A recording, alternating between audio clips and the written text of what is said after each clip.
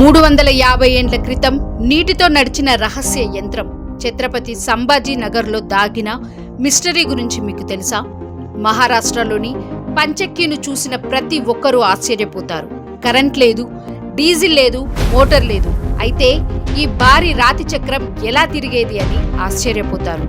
ఈ ప్రదేశం ఇప్పుడు ఛత్రపతి సంభాజీ నగర్గా పిలువబడుతుంది. ఈ నగరానికి పేరు వచ్చింది మహావీరుడు ఛత్రపతి సంభాజీ మహారాజ్ గారి పేరు మీదనే. సంభాజీ మహారాజ్ ఛత్రపతి శివాజీ మహారాజ్ కుమారుడు. మరాఠా సామ్రాజ్యాన్ని శత్రువుల నుంచి కాపాడేందుకు అద్భుత ధైర్యంతో పోరాడిన యోధుడు.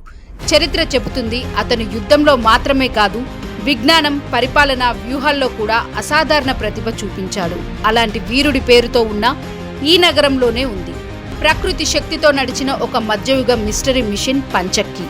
కథ దాదాపు 300 ఏళ్ల క్రితం ప్రారంభమవుతుంది. ఆ కాలంలో ఇంజనీర్లు దూరంలోని సహజ నీటి ఊటల నుంచి నీటిని భూగర్భ మార్గాల ద్వారా పంచక్కీ వరకు తీసుకువచ్చారు. కానీ అసలు రహస్యం ఇక్కడే ఉంది. నీరు నేరుగా యంత్రంపై పడలేదు.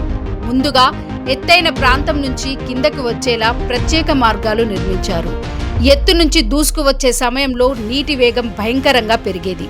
ఆ వేగంతో వచ్చిన నీరు ఒక భారీ చెక్క చక్రాన్ని బలంగా తాకేది. అప్పుడు నీటి శక్తి భ్రమణ శక్తిగా మారేది.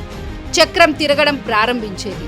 దానితో అనుసంధానమైన భారీ రాతి గ్రైండింగ్ స్టోన్ ఆటోమేటిక్గా తిరిగేది. అంటే ప్రకృతి శక్తినే ఇంజిన్గా మార్చిన యంత్రం ఇది.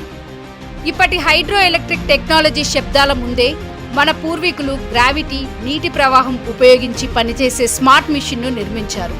ఛత్రపతి సంభాజీ మహారాజ్ వీర చరిత్రలా పంచక్కీ కూడా భారతీయ ఇంజనీరింగ్ ప్రతిభకు నిలిచిపోయిన గొప్ప సాక్ష్యం.